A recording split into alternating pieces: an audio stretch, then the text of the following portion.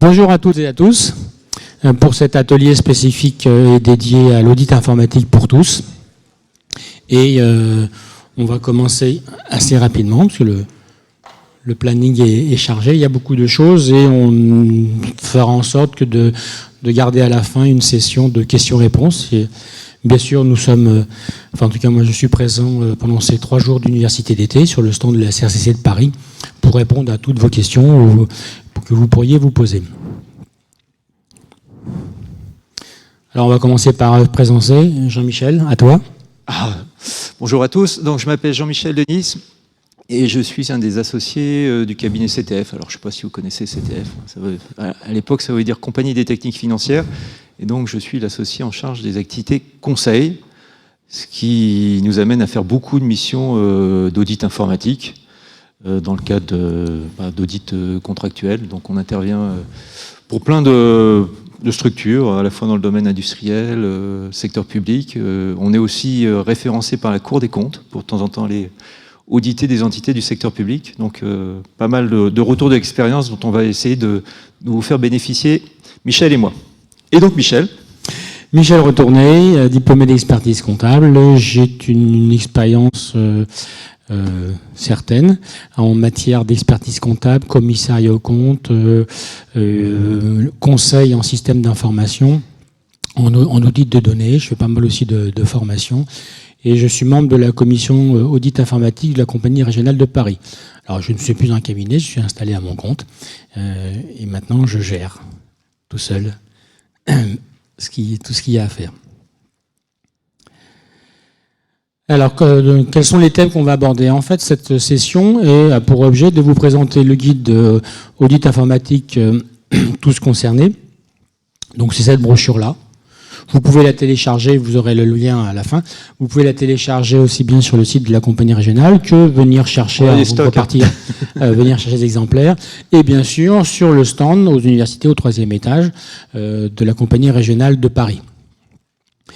Alors, on va passer en revue les 10 fiches sur l'audit informatique. Notre objectif à la commission audit informatique était de faire en sorte que vous soyez tous en possibilité de faire un minimum de travaux d'audit informatique chez vos clients, sans pour autant être un expert ou un spécialiste. Alors on n'est pas naïf non plus, il y a certains domaines où il est nécessaire d'avoir un expert pour venir, et là, il y a un atelier qui est précis, qui est prévu et qui est animé par Jean-Michel sur BeBusy, qui permet aux commissaires aux comptes d'identifier un expert en audit informatique pointu, des auditeurs informatiques qui sont capables de vous compléter, de vous apporter l'expertise que vous ne pourriez pas avoir. Mais notre objectif avec ce guide, c'est de faire en sorte que vous compreniez tous la matière. Quel est l'intérêt de connaître la matière? C'est de pouvoir identifier s'il y a ou pas un risque, ou si, par rapport à votre connaissance du client, est-ce qu'il n'y a pas des diligences particulières à mener. Les fiches vous expliquent chacune de ces matières pour permettre de mesurer quels sont les risques, quelles sont les contraintes, quelles sont les compétences particulières que vous pouvez avoir. Vous verrez aussi, dans ces fiches, qu'on a aussi prévu des questionnaires qui sont faits pour l'auditeur financier classique, quelles sont les questions qu'il peut poser à son client pour identifier s'il y a des zones de risque qui nécessitent de faire des investigations.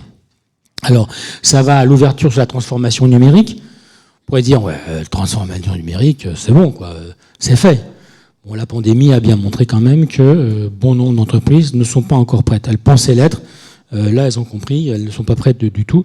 Donc, on reste encore, malheureusement, au stade de l'ouverture à la transformation numérique. Il n'y a pas que les clients, il y a aussi certains cabinets.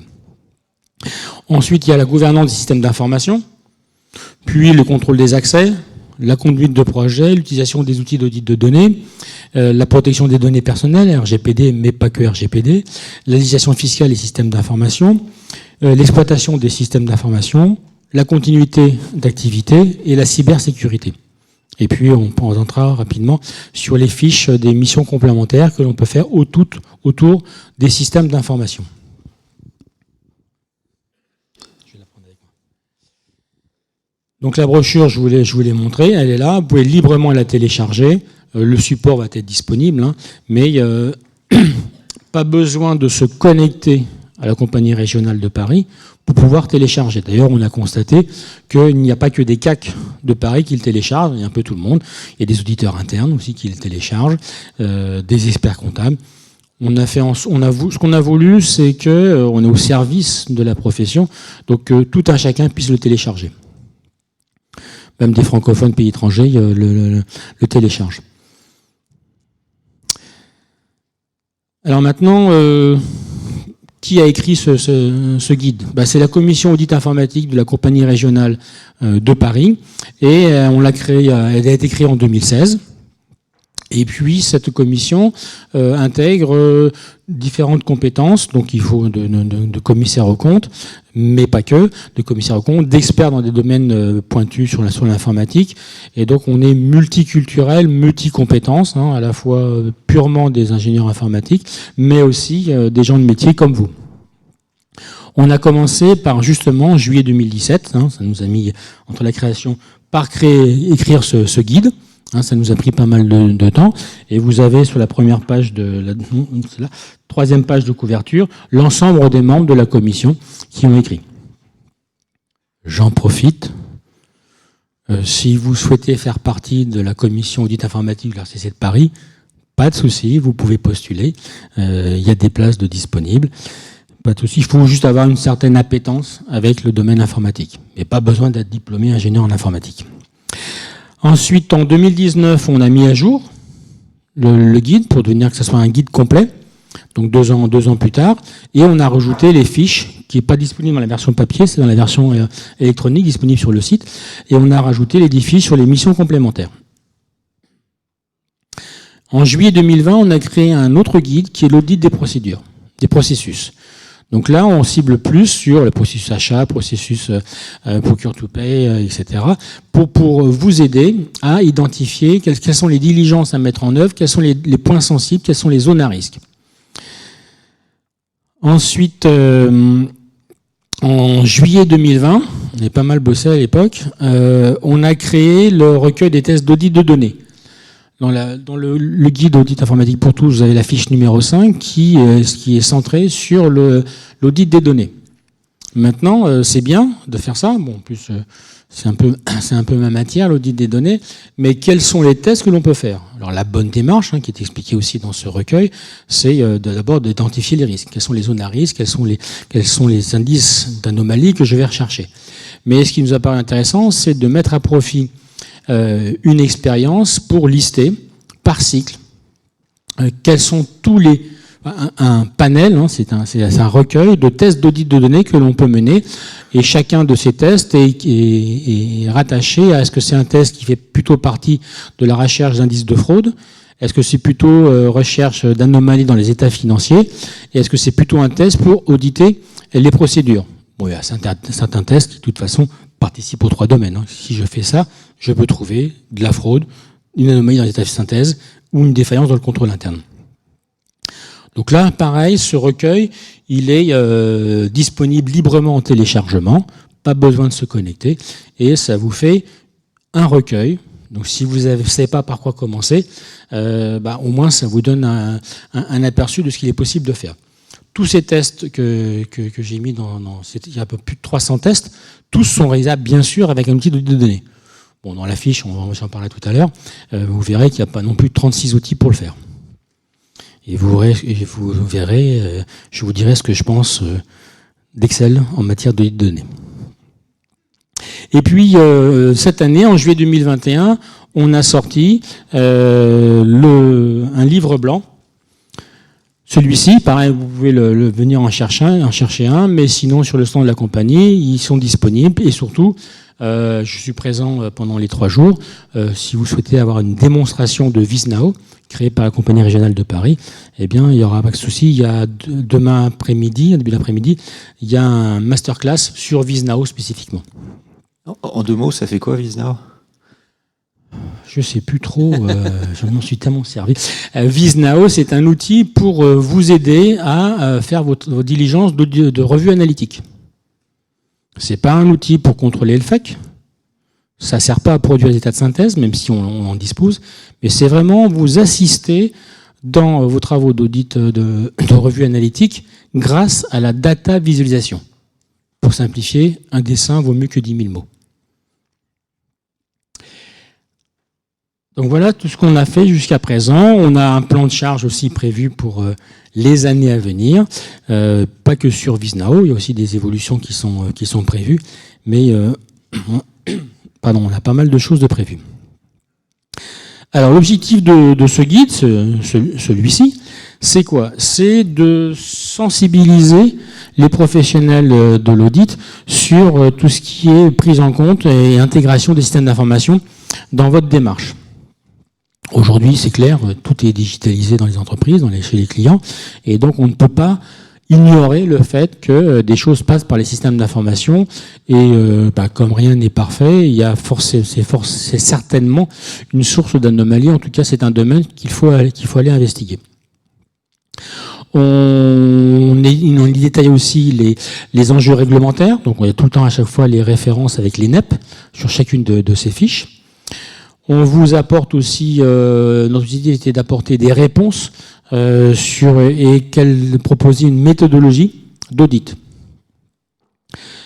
Alors c'est pas juste en exploitant, en lisant cette brochure que vous serez capable de mener un audit informatique de A à Z sur tous les cycles.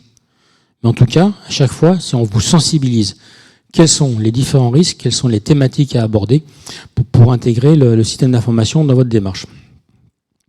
Et puis on a eu un souci aussi d'expliquer clairement et simplement ce qui n'est pas forcément évident à comprendre. Bon, moi je suis tombé dedans tout petit. Chaque fois que je vais dans un musée de l'informatique, j'ai une petite claque, on me dit « Waouh, je m'en suis servi de celui-là ». Le ZX81, je connais, les Apple IIe, je connais, les premiers PC, etc. Et les choses ont énormément évolué et ça continue. Donc c'est de toute façon un domaine où il faut sans arrêt être aux aguets, s'informer, se former sur les nouvelles technologies. Ça ne reste pas sur des acquis ou des faiblesses. Alors maintenant, comment utiliser ce guide? Bien sûr, il faut le lire. Le découpage par thématique vous facilite les choses. Et puis, pour qu'il soit opérationnel, qu'est-ce qu'on a prévu? On a prévu des questionnaires que vous pouvez vous poser directement aux clients, aux directeurs financiers, aux directeurs du système d'information, suivant la taille d'entreprise, directement aux dirigeants, et qui vont, l'objectif de ces questionnaires, c'est de vous permettre de cerner.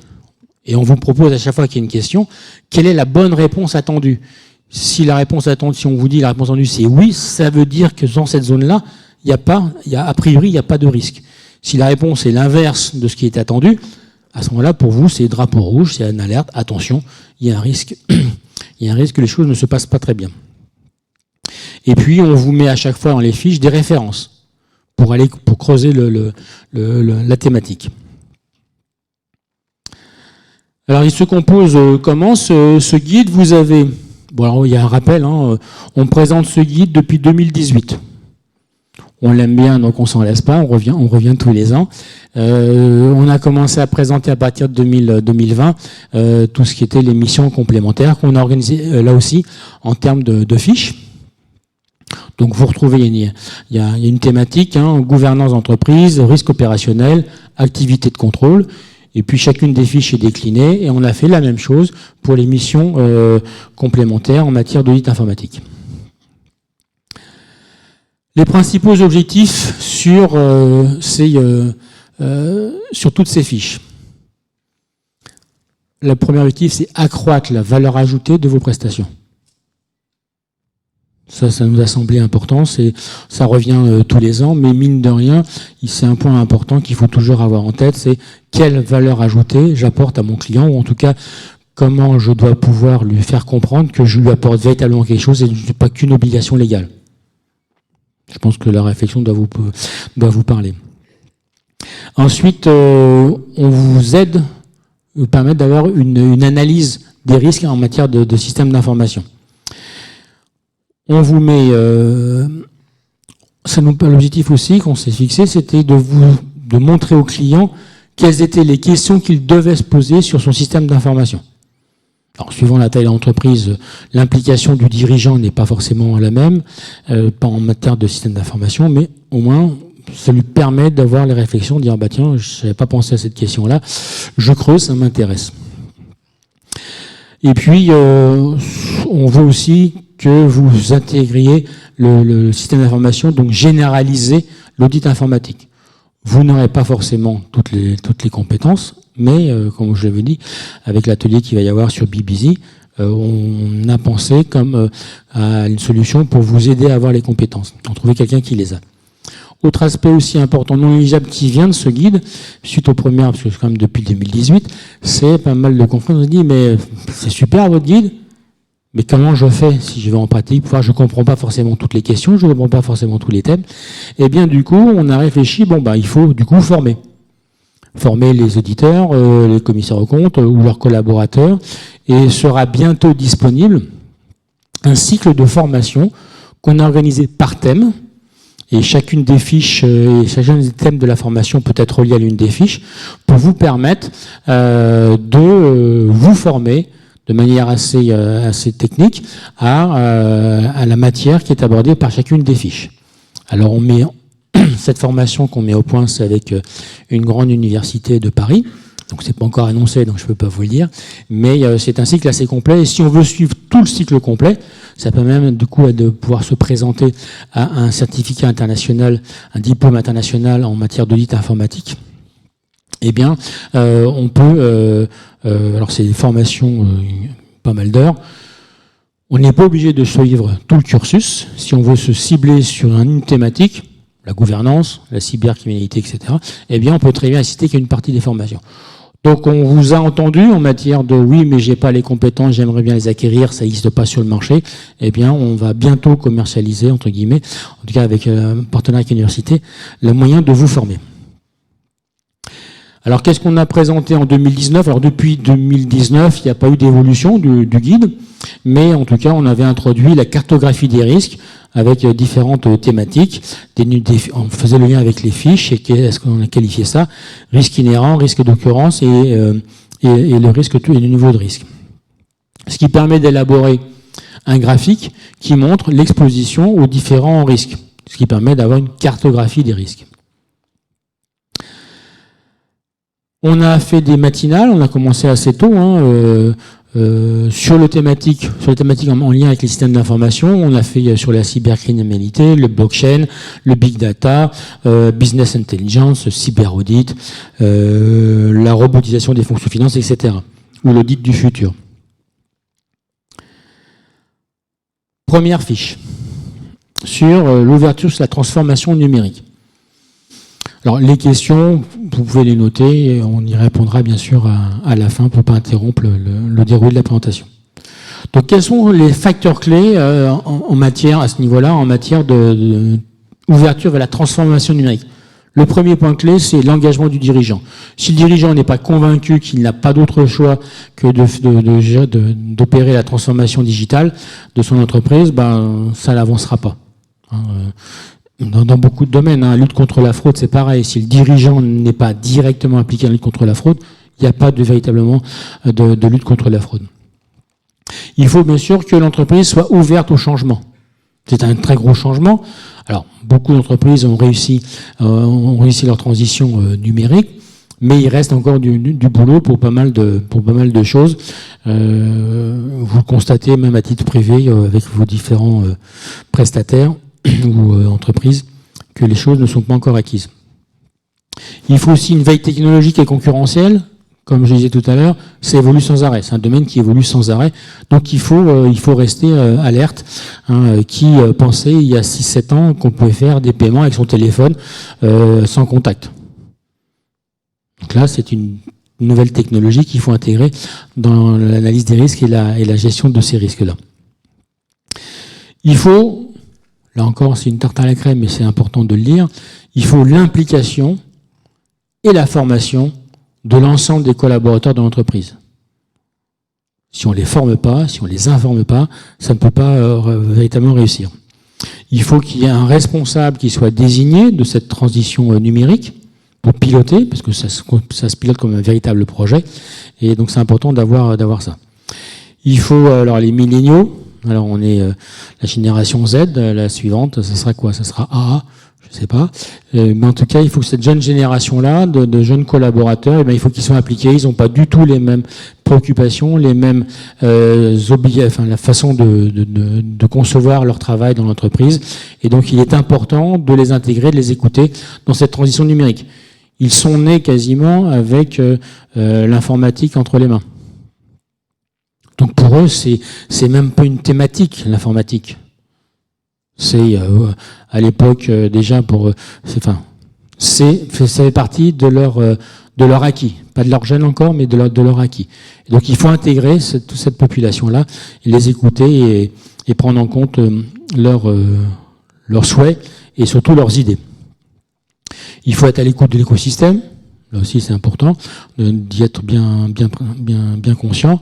Et puis on va prendre en compte l'excellence opérationnelle, le lean management, pour intégrer si l'entreprise est en train de correctement ou est en train de correctement réaliser sa transformation numérique. Et puis flexibilité et agilité. Il y a 20 ans, les projets pouvaient durer 2-3 ans, c'était pas un problème. Aujourd'hui, c'est fini, c'est mort. Un projet qui dure plus d'1 an, il y a de grands risques qui n'aboutissent pas. Alors bon, tous les acteurs sont concernés, l'entreprise, à tous les niveaux, à tous les échelons, tous les métiers. C'est par eux que ça passe, et donc il faut forcément bien les intégrer. Et puis c'est une transformation humaine avant d'être technologie. C'est un peu les mentalités qu'il faut faire évoluer. Et donc là, dans cette fiche, eh bien, c'est tous ces aspects qui sont abordés et quelles questions peut-on poser, comment on peut interpréter les réponses. Et comme je vous l'ai dit tout à l'heure, eh bien, dans les questionnaires qu'on propose, on indique quelle est la bonne réponse attendue. Donc, si le client ne répond pas, ne donne pas cette réponse, c'est que là aussi, attention, il y a un risque que les choses ne se passent pas forcément bien. Donc la NEP, c'est le NEP 316. Gouvernance des systèmes d'information. Et c'est moi. Eh ben oui, je te passe la zapette. Comment ça marche? Ah, c'est le truc là. Okay. Alors, comme le disait Michel tout à l'heure, on fait l'objectif du groupe de travail informatique de la CRCC de Paris, c'est absolument pas de vous transformer en ingénieur informaticien. On sait que vous n'avez pas envie de faire ça, mais c'est de vous donner les quelques réflexes qui vont vous permettre d'identifier les zones de risque.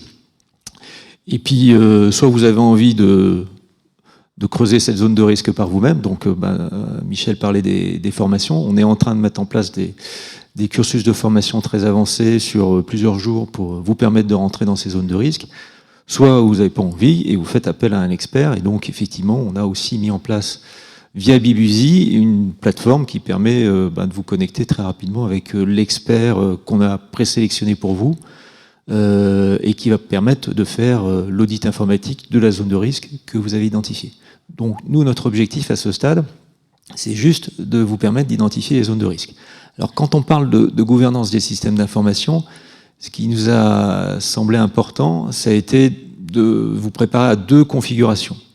La première, c'est que, alors, la gouvernance de système d'information, tout le monde sait ce que c'est, hein, c'est toutes les règles qui vont permettre de piloter l'informatique depuis la partie je conçois mon projet jusqu'à je le mets en œuvre, d'accord? Donc piloter, aligner, organiser, sécuriser, c'est bien écrit sur le slide derrière moi. Mais vous allez être confronté à 2 types de situations quand vous allez auditer la gouvernance d'un système d'information. Soit l'entreprise a choisi un référentiel qui existe, par ailleurs, qui a été déjà conçu par d'autres personnes, par des tiers, soit elle se sera inspirée de ces bonnes règles et de ces principes de base pour concevoir sa propre gouvernance informatique. Donc, dans la fiche 2 du guide informatique, on va considérer ces 2 options. Donc, la première option, vous allez comprendre la genèse de tous les référentiels informatiques qui existent, je vais dire, sur la planète. Alors, il y en a 3 qui reviennent régulièrement. Il y en a un qui est entouré, c'est le COBIT. Ça, je suis sûr que ça vous parle. Il peut y avoir CMMI et il peut y avoir aussi ITIL. C'est souvent ceux qu'on retrouve hein, dans les missions. Alors, ce qui est important en tant qu'auditeur, en tant que commissaire aux comptes, c'est de comprendre la genèse de ces référentiels. Comme ça, derrière, vous allez pouvoir identifier les zones de risque plus facilement. Par exemple, si on parle du COBIT, ce qu'il faut savoir, c'est que c'est un référentiel qui a été conçu par des auditeurs. C'est un référentiel qui essaye de quadriller l'ensemble du système d'information, l'ensemble des process au sein d'une direction informatique, pour dire « Ah, on va décrire telle manière de concevoir une application, on va décrire telle manière de l'exploiter, etc., etc. » Donc il y a une logique d'auditeur qui se prête bien à notre métier. Ça, c'est intéressant. Si je parle d'ITIL, ITIL, ça a été développé à l'époque Thatcher, hein, c'est un référentiel anglais. Et donc, à l'époque, le gouvernement anglais voulait externaliser un maximum du système d'information du secteur public. Donc, c'est un référentiel qui est orienté externalisation du système d'information, mise en place de conventions de services avec des prestataires externes. Et donc, ce qui veut dire que les zones de risque ne sont pas forcément les mêmes que quand on utilise un référentiel COBIT. À partir du moment où on a décidé d'externaliser, il faut auditer effectivement ce qui se passe chez les prestataires externes, etc. Donc c'est le réflexe que vous devez avoir quand vous êtes sur ITIL. Et CMMI, ça c'est encore autre chose. C'est plutôt un référentiel qui a été inventé par des sociétés de services informatiques pour, entre guillemets, se positionner par rapport à d'autres sociétés de services. Donc là encore, les problèmes ne sont pas les mêmes. Je ne vais pas les détailler là, mais si vous regardez le guide qu'on a produit, vous allez, en fonction du référentiel que vous rencontrez dans l'entreprise, et même des petites entreprises peuvent mettre en place ces référentiels-là, vous allez avoir le déclic qui va bien pour regarder la zone de risque qui est la plus importante en fonction du référentiel utilisé. Donc ça, c'est la première configuration. Et la deuxième configuration, c'est qu'il n'y a pas du tout de référentiel utilisé. Et là, on essaye de se raccrocher à ce qu'on a. C'est-à-dire que l'objectif, c'est de maîtriser les risques liés autour des comptes de la comptabilité. Et on va vous aider, suivant 4 volets, à regarder la maîtrise des applications, la maîtrise de l'environnement, la maîtrise des référentiels et la maîtrise de l'organisation. À chaque fois, c'est détaillé à travers une série de questions et ça vous permet, entre guillemets, de vous remettre dans la même position que tout à l'heure. C'est-à-dire de comprendre un petit peu comment a été formalisée la règle ou les règles d'utilisation du système d'information, depuis la conception jusqu'à son exploitation. Et là encore, d'identifier les zones de risque qui peuvent être soit sur la partie développement, soit sur la partie exploitation, surtout si ça a été externalisé. On a vu cette année un certain nombre de soucis de sociétés qui avaient externalisé leur site internet chez un grand opérateur. Effectivement, à partir du moment où on externalise, il y a des zones de risque supplémentaires qu'il faut regarder, qu'il ne faut pas, entre guillemets, évacuer en disant c'est pas ma responsabilité. Il s'est avéré qu'effectivement, c'était la responsabilité des exploitants. Contrôle des accès, Michel, je te vois reparti, je te passe le micro.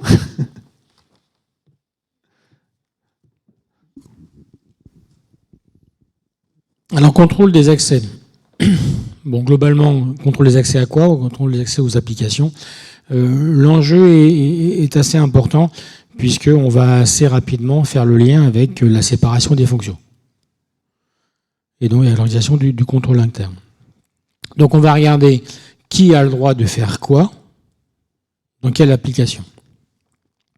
L'objectif est ici de s'assurer que toute l'organisation permet de protéger les actifs, qu'il ne risque pas y avoir de détournement, de vol. L'un des points les plus importants en matière de source de fraude, c'est les défaillances du contrôle interne et en particulier une mauvaise séparation des fonctions. Donc là, on l'a centré sur le contrôle des accès. Ça fait partie de l'aspect contrôle interne, séparation des fonctions, fraude. Mais c'est un point que, là, vous identifiez bien, que, à part obtenir l'information, vous avez toutes les compétences pour analyser ce que va vous fournir la DSI en matière de gestion des droits d'accès. Alors la différence, c'est que là, vous allez avoir beaucoup plus d'informations que d'habitude, puisque pour chacune des applications, il va falloir obtenir qui a le droit de faire quoi, à quel moment. Telle personne n'est plus là, est-ce qu'elle est, pourtant je la vois quand même dans la liste des personnes autorisées à faire telle opération. L'objectif, là aussi, c'est de s'assurer que l'entreprise maîtrise via la gestion des accès l'ensemble de ces données et qu'il n'y risque pas d'y avoir de fuite ou de détournement ou d'altération dans ces données. Donc vous voyez, à chaque fois, on a fait le lien avec les différentes NEP pour que vous puissiez bien vous positionner. Alors, qu'est-ce qu'on va regarder? Quelles sont les tâches incompatibles? On obtient la liste de qui a le droit de faire quoi. Maintenant, on va analyser tout ça et pour identifier toutes les situations où il y a incompatibilité. Il y a une mauvaise séparation des fonctions. Qu'est-ce qu'on va avoir? Donc, on vous donne tout dans le guide. Hein. Qu'est-ce qu'il vous faut obtenir comme information? Eh bien, il faut obtenir la cartographie des risques. L'entreprise est censée avoir qu'à faire une cartographie de ces risques, donc on l'obtient. Si on ne l'a pas, déjà, c'est pas un bon point, puisque c'est-à-dire que l'entreprise ne maîtrise pas ces risques. Les diagrammes de flux, quelle donnée passe où, vient d'où, va où, et bien sûr une cartographie des systèmes d'information. Alors on dit oui, mais ça, j'ai pas l'habitude de me poser cette question, d'obtenir ce document-là, et puis si je l'obtiens, qu'est-ce que j'en fais? Vous inquiétez pas, c'est pas forcément compliqué, ça liste l'application, qui est le propriétaire de la donnée ou qui est la direction qui est concernée, de quand date l'application, quand est-ce qu'elle est toujours maintenue, quelle est la dernière version installée, sur quel système elle est installée, les protections, etc. Donc c'est une cartographie qui vous donne la liste de toutes les applications et des interactions entre chacune des applications. Donc là, ça reste des informations qui sont à la portée de tout auditeur. Hein. Il n'y a pas besoin d'avoir peut-être un ingénieur, mais vous êtes capable du coup de comprendre où sont les données et comment elles sont intégrées. Vous allez donc apprécier toutes ces informations-là. Là aussi, si jamais vous avez identifié qu'il y a un risque par rapport aux questions qu'on vous propose, par rapport aux réponses obtenues, vous ne vous sentez pas à l'aise, eh bien, via BeBusy, ou votre réseau personnel, hein, si vous faites partie d'un groupe de cabinets, il y a peut-être un des cabinets qui a plus ou moins ces compétences-là. En tout cas, vous saurez que vous aurez identifié vous-même qu'à ce niveau-là, il y a des risques et donc il faut aller creuser et donc il n'y a plus qu'à, entre guillemets, trouver la bonne ressource. Et puis, vous allez analyser la séparation des fonctions de manière classique et on le fait via les droits dans les différents systèmes. Alors, exemple de situation où on a un souci de séparation des fonctions, eh bien, est-ce qu'une même personne est capable de changer un taux de TVA, de créer, modifier ou supprimer un RIB, de faire un paiement et un décaissement? Enfin, je ne vais pas lister ça, mais vous savez ça, vous connaissez ça parfaitement. Jusqu'à présent, vous le faisiez, si vous ne faites pas d'audit informatique, vous le faisiez via des questionnaires ou des interviews des gens de métier, les opérationnels.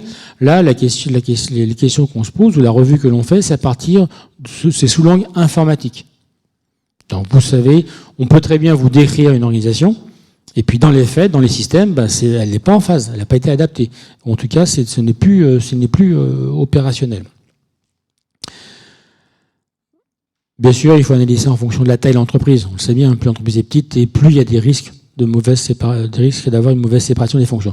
Alors dans le guide, on vous donne des matrices qui vous permettent d'identifier par cycle les croisements, création d'une fiche client par rapport et le RIB du client, c'est une zone à risque significatif. Donc là, on l'a repéré en faisant la revue des droits. Et bien là, du coup, on sait qu'on a un risque. Il va falloir creuser ce point-là. Ensuite, un extrait du questionnaire. Est-ce que l'organisation anti-auditée a-t-elle documenté sa politique de contrôle d'accès et tient-elle à jour une matrice d'autorisation? Vous imaginez bien que la réponse attendue, c'est oui. Si le client vous répond non, elle n'est pas à jour, elle n'est pas complète, on est en train de travailler dessus, vous savez que vous êtes en zone de risque. Pareil sur qui donne les droits d'accès, qui les retire, etc. Donc il y a tout un tas de questions. Je ne vais pas passer toutes les revues parce que mine de rien, le temps passe vite. En synthèse, sur cette fiche, contrôle des accès, qu'est-ce qu'on peut dire? Vous devez mener des diligences en matière de contrôle des accès et séparation des fonctions. Contrôle des accès étant le point important. Ça fait partie de votre démarche. Vous ne pouvez pas, à partir du moment où il y a des systèmes d'information, des applications, vous ne pouvez pas au travers, vous devez passer en revue, ou en tout cas avoir la loupe sur le site d'information sur cette thématique-là. Je reviens dessus. Défaillance du contrôle interne et mauvaise séparation des fonctions, porte ouverte aux fraudes internes. Il n'y en a peut-être pas en réalité, mais en tout cas, tout est fait pour, en gros, on a laissé la porte du coffre ouverte avec les billets visibles. Peut-être que personne ne va se servir, mais il y a de fortes chances que quelqu'un se serve. Et puis là aussi, en passant en revue ce volet-là, vous allez certainement trouver des anomalies plus ou moins importantes. Et donc là aussi, c'est un moyen pour vous d'apporter une valeur ajoutée à votre client. Voilà ce que vous avez audité. Voilà les premiers constats que vous pouvez faire et faire des recommandations. Donc là aussi, c'est à chaque fois, on vous indique les différentes thématiques à aborder. Conduite de projet. Est-ce que je vais réussir à vous apprendre quelque chose en gestion de projet? Tout le monde sait gérer un projet ici. Parce que tout le monde a croisé un jour un projet, que ce soit à titre perso ou autre. Donc quand je parle de gestion de projet, tout le monde me dit c'est évident tout ça. Bon, c'est clair que les conséquences d'un projet mal géré, on les connaît tous. Ça peut être financier, il peut y avoir des problèmes fonctionnels. Donc c'est un peu tout ce qui est écrit sur ce slide-là. Ce qu'on a essayé de faire dans la fiche, c'est de revenir au basique. C'est-à-dire de dire, OK, un projet, c'est 5 choses. Ça se compte sur les 5 doigts de la main. C'est d'abord, vous allez me dire, c'est évident, un planning. Ceci étant dit, c'est bien de demander le planning à son chef de projet quand vous l'auditez, ne serait-ce que pour voir qu'il a bien identifié les tâches critiques, celles où il n'y a aucune marge de manœuvre si jamais l'application n'est pas livrée dans les temps. Et c'est bien de lui poser la question, qu'est-ce qui se passe à ce moment-là si on n'est pas au bon rendez-vous? Donc là, c'est pas parce qu'on vous donne un planning que le projet est géré. On a souvent tendance à se dire, OK, j'ai le doc, donc le projet est sous contrôle. Il faut le challenger. Et c'est ce qu'on essaye de faire à travers le guide, c'est de vous expliquer qu'il faut reprendre le planning, voir quel est le chemin critique, les différents jalons, quels sont les jalons critiques d'un point de vue métier ou d'un point de vue financier, et challenger le chef de projet sur le thème, bon, qu'est-ce qui se passe si jamais il y a un dérapage ce jour-là? Ça, c'est le premier élément, premier doigt de ma main. Deuxième doigt de ma main, ça va être la gestion du budget. Bon, là, on est entre financiers, ça parle à tout le monde, mais effectivement, on a de temps en temps tendance à oublier des choses dans le budget. Ne serait-ce que le temps des utilisateurs. On leur prend du temps, que ce soit pour spécifier le besoin ou pour recéter. Est-ce que c'est bien pris en compte dans le besoin? Est-ce que on a bien pris en compte que sur un projet comptable, il y a des périodes où il n'y aura pas du tout de bande passante côté utilisateur, au moment des clôtures, ou ce genre de choses. Encore une fois, basico-basique, mais je suis sûr que vous avez tous croisé un projet qui, entre guillemets, a été temporisé, a été décalé dans le temps, faute d'un budget ou faute de bande passante sur les ressources. Ça, c'est le deuxième doigt de ma main. Troisième doigt et troisième élément à penser en gestion de projet, ça va être la qualité des livrables. Alors maintenant, on parle de démarche agile, etc. On a l'impression qu'il ne faut plus rien écrire pour faire un projet. C'est complètement faux. Il faut qu'il y ait je dirais une trace écrite de ce qui a été décidé, des arbitrages. Souvent, quand on audite un projet, c'est bon de voir qu'est-ce qui a été arbitré, tout ce qu'on a mis sous le tapis pendant toute la durée du projet et qui va nous ressortir et nous exploser à la figure en fin de projet parce qu'on aura dit OK, on n'a pas le temps, on n'a pas le temps, on n'a pas le temps. Et puis à la fin du projet, ils ressortent parce que les utilisateurs disent non, pour nous c'est important. Donc qualité des livrables, comment ils sont produits, qu'on soit dans une démarche classique ou une démarche agile, c'est important de les reprendre et puis de voir effectivement comment ça a été rédigé, comment ça a été validé. Quatrième élément, tout ce qui tourne autour de la maîtrise des risques. Normalement, un bon chef de projet doit avoir dans son classeur, quand vous venez le voir, une maîtrise des risques. C'est quoi une maîtrise des risques? C'est avant de lancer le projet ou avant de lancer un lot quelconque, c'est dire quels sont les risques qui vont se présenter à moi. Qu'est-ce qui peut faire que je ne sois pas dans les temps ou que je rate le périmètre fonctionnel cible? Et quels sont les signaux faibles, les éléments qui vont me prévenir de ce risque? Et si ces signaux faibles apparaissent, qu'est-ce que je fais? C'est toute la maîtrise de risque. Et moi, quand j'audite un projet, je demande la maîtrise de risque. Et si on me répond c'est quoi ou qu'il n'y a pas, pour moi, il y a déjà quelque chose à faire à ce niveau-là. Et cinquième et dernier élément de la panoplie, de la boîte à outils du chef de projet, c'est la gouvernance. Alors, OK, certains s'en sortent en disant il y a un comité de pilotage, etc., mais il faut aller plus loin. Je crois qu'on a un slide là-dessus, parce que là, je fais sans les slides. Oui, il y a le fameux RACI. Peu importe le nom qu'on donne, mais c'est de dire au sein de l'entreprise qui fait quoi, qui décide de quoi, etc., etc. Et un projet où il n'y a pas une gouvernance, un RACI, appelez-le comme vous voulez, c'est un projet à risque. Donc à chaque fois que vous auditez un projet, peut-être que vous le saviez tous, mais encore faut-il que ça soit dans le classeur projet de votre client, il faut retrouver ces 5 éléments. Donc la gouvernance, la maîtrise des risques, comment est-ce qu'on gère les livrables et comment est-ce qu'on s'assure de leur qualité, comment je gère mon budget et comment je m'assure qu'il y a suffisamment de bandes passantes sur l'ensemble des intervenants du projet. Et puis le planning, et pas simplement un planning qui dit tout va bien Madame la Marquise et on livre à telle date, c'est qu'est-ce qui se passe s'il y a quelque chose qui cloche, qui ne se déroule pas comme prévu. Est-ce que j'ai encore quelque chose? Voilà, en synthèse, il faut tout maîtriser. Je croyais que tu voulais un deuxième micro.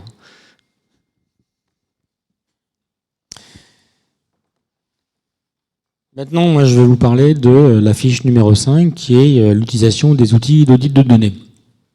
Alors, je ne sais pas si qui dans la salle fait de l'audit de données dans le cadre de ses missions. Vous levez juste la main. Je la lève. Non, je ne suis pas tout seul. Voilà, on est au moins 2, on est 3. Si peu que ça, 4, 5.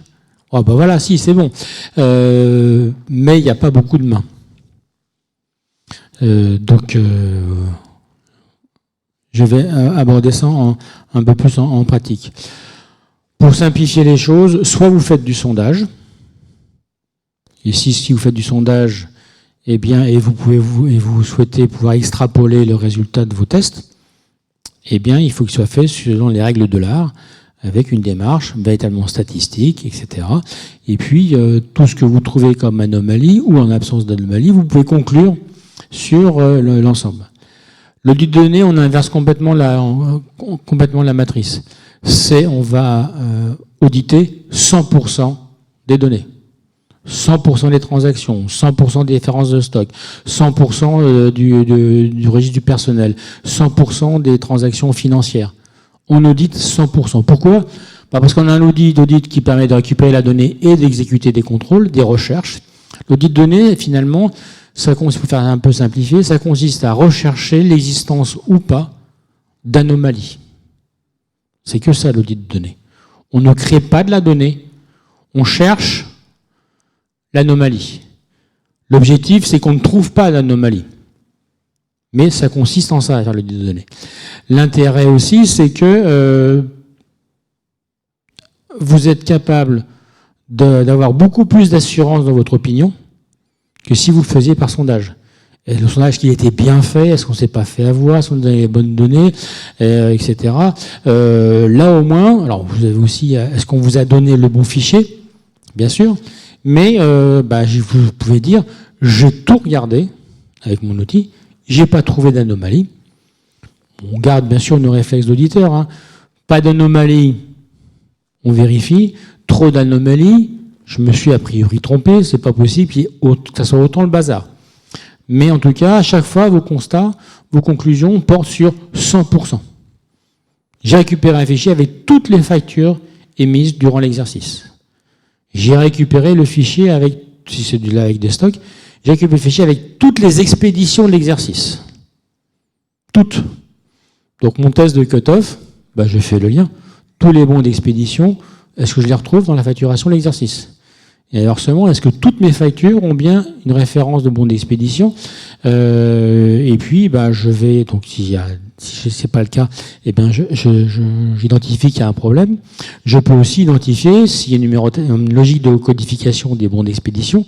Est-ce que j'ai de rupture de séquence numérique ou de date sur mes bons d'expédition? Est-ce qu'il manque des jours de facturation? Je regarde, pareil, est-ce que tout est facturé? Enfin, est-ce qu'il y a des factures tous les jours? Ou, suivant l'organisation d'entreprise, il y a 2 vagues de facturation, mi-mois et fin de mois. Est-ce que j'ai de la facturation entre ces 2 dates? Vous imaginez bien qu'à la main, c'est pas jouable. Donc, l'audit par la data, et data analytics aussi, on utilise ce terme-là, ça vous permet d'avoir beaucoup plus d'assurance. Autre intérêt aussi, c'est que quand vous remontez vos constats à votre client, son réflexe peut être dire, mais vous êtes sûr de ce que vous avez trouvé? Alors si vous dites, oui, j'ai récupéré un fichier, j'ai utilisé Excel, donc je l'introduis maintenant, Excel n'est pas un outil d'audit de données. Si vous pensiez que, non, net. Excel est un tableur. C'est génial pour faire des feuilles de travail spécialisées, c'est génial pour monter un budget, même s'il y a des outils beaucoup plus puissants. C'est génial pour faire des feuilles maîtresses, on y arrive encore, mais c'est surtout pas un outil de données. Là, pourquoi ça ne l'est pas? Vous allez voir, j'ai listé les critères, parce qu'il y a tout un tas de critères qui ne sont pas remplis par un logiciel, par Excel. Notamment, il n'y a aucune traçabilité de vos diligences. Il n'y a pas de log de ce que vous faites avec Excel. Vous pouvez tout modifier à tout moment.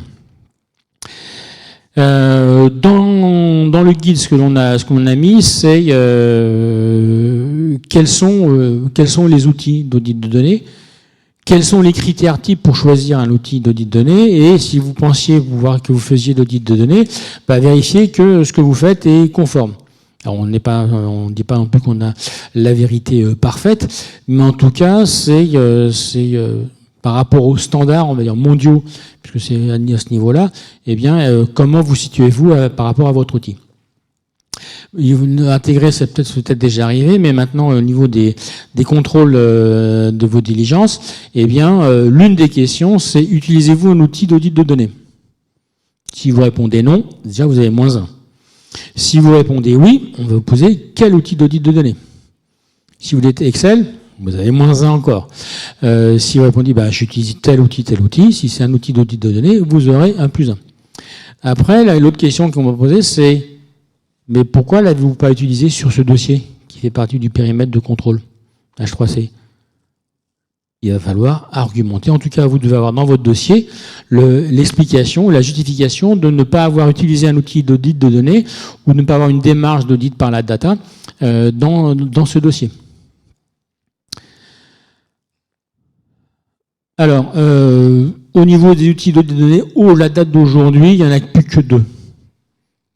Il y a IDEA de Caseware, et puis ACL, qui s'est fait racheter, et qui est maintenant intégré dans un bundle, dans un package de contrôle de conformité. Les deux outils sont d'origine canadienne. Parce que les deux outils, à l'époque, sont issus, ont comme ancêtre commun, ils ont le même ancêtre, par un outil qui a été créé par l'Institut des réviseurs canadiens. Et puis, ça a eu tellement de succès, l'Institut des réviseurs canadiens, c'est l'équivalent de la CNCC, s'est dit, mais c'est pas notre métier que d'être éditeur logiciel. Donc, ils ont vendu les sources, ça a donné lieu à ces deux outils. Donc, les deux outils sont très comparables en termes de fonctionnalité, vous leur font carrément la même chose. La grande différence entre les outils, il y en a un qui est plutôt fait pour les informaticiens, ACL, et puis il y a un autre qui est plutôt fait pour les gens de métier, les auditeurs. Interne, externe, etc., qui est IDEA. L'intérêt, si vous voulez, il y en a peut-être déjà qui ont des outils il y a quelques-uns qui, a priori, ont déjà un outil d'audit, eh bien, c'est que l'intérêt pour vous, c'est de pouvoir les utiliser sans avoir une compétence informatique poussée. La compétence informatique que vous devez avoir, c'est d'être capable de discuter avec ce qu'on appelle la maîtrise d'ouvrage de l'entreprise, ou la direction informatique, ou les gens de métier, pour identifier quels fichiers vont vous être nécessaires, quels champs vont vous être nécessaires. Donc c'est la difficulté, c'est tout. Après, sont des outils, ACL c'est un peu différent, on script, on fait du code, ce qui n'est pas le cas avec IDEA, mais c'est à la portée des auditeurs classiques. Qu'est-ce qu'on peut avoir comme fichier source? Alors bien sûr, il y a le FEC. Le FEC, c'est un fichier qui est intéressant parce qu'au moins il est disponible dans toutes les entreprises et il a le même format pour tout le monde. Mais c'est un fichier assez pauvre. Il n'y a aucune information de comptabilité analytique, il n'y a aucune information en matière d'échéance. Bref, il n'y a que des informations pour faire un contrôle fiscal, mais il manque beaucoup d'informations pour faire la revue du contrôle interne, etc. On ne sait pas qui a passé l'écriture, à quel jour, quelle date, etc. Mais en tout cas, c'est une source d'informations intéressantes. Mais il y a toutes les autres données qui sont présentes dans les ERP ou dans tout système, les achats, la paye. Et là, ce qu'on va vous proposer dans le guide, c'est justement une démarche. Si je veux faire l'audit par la data, quelle démarche dois-je adopter? Pour simplifier au niveau de la démarche, je vais revenir après. Quels sont qu'est-ce que je dois faire? Il faut d'abord réfléchir. quels sont mes cycles à risque, quelles sont mes données qui sont à risque. J'identifie, pour ça j'ai ma revue du contrôle interne, j'ai éventuellement ma revue de la gouvernance, la séparation des fonctions, etc.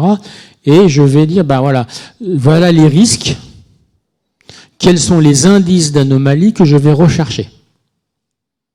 Une fois que j'ai identifié ça, que j'ai réfléchi à ça, je n'ai plus qu'à obtenir les fichiers avec les champs qu'il faut pour pouvoir faire correctement cet audit. Retenez bien, c'est classique, c'est je réfléchis avant d'agir. C'est pas du tout, tiens, je suis tombé sur un fichier, il m'a l'air bien, et puis je le prends, puis je vais voir ce qu'il y a dedans. Non, ces outils-là, de données, on n'en est pas encore là, de dire, tiens, je te file un fichier et trouve-moi toutes les anomalies. Lesquelles? Toutes. Si en tant que collaborateur, on vous dit ça, tiens, voilà le fichier, cherche-moi les anomalies. Vous êtes un petit peu embêté. Il faut réfléchir avant d'agir. Alors, quelles sont les fonctionnalités indispensables d'un véritable outil d'audit de données? Alors, vous avez les fonctionnalités communes aux différents outils d'audit de données et ce qu'on trouve avec les tableurs. Bon, le principal, c'est Excel. Mais bon, qu'est-ce qu'on va retrouver? Forcément, des tris, des index, ça ok, classique. Filtrer les données, ça on sait faire avec un tableur. On peut calculer des champs, des dates, des chiffres.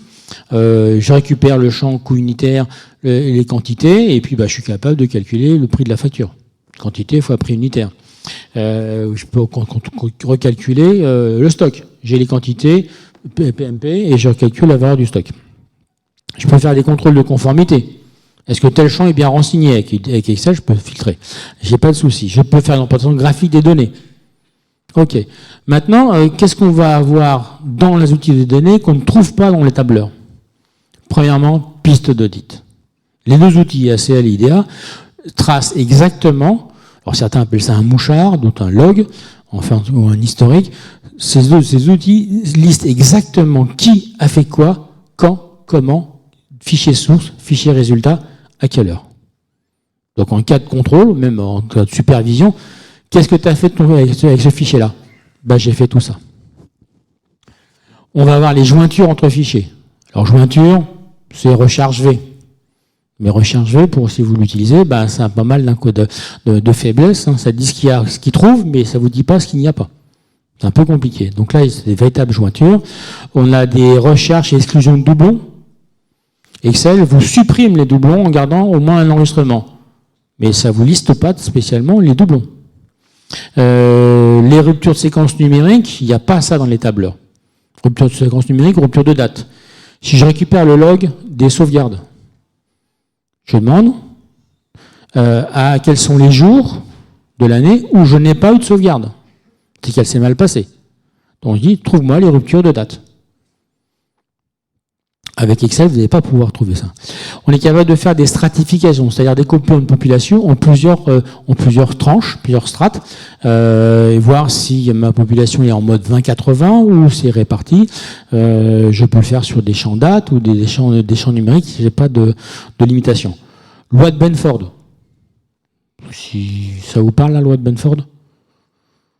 C'est bon, maintenant, on en parle tout le temps. Il y a beaucoup plus de chiffres qui commencent par un 1 que de chiffres qui commencent par un 9.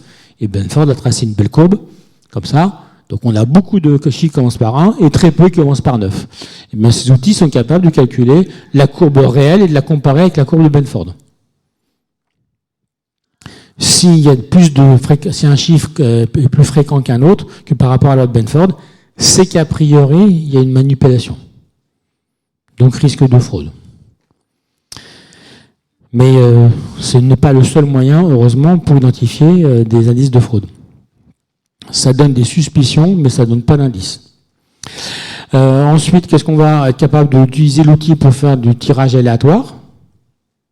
Alors, le tirage simple, c'est facile, entre guillemets, mais ça peut être du tirage aléatoire stratifié. Tu m'en prends 20 dans telle strate, 5 dans un autre, celle-là, je n'ai pas besoin, elle n'est pas significative, etc. Et puis, point aussi très intéressant en matière de données, c'est est-ce que je peux automatiser mes travaux?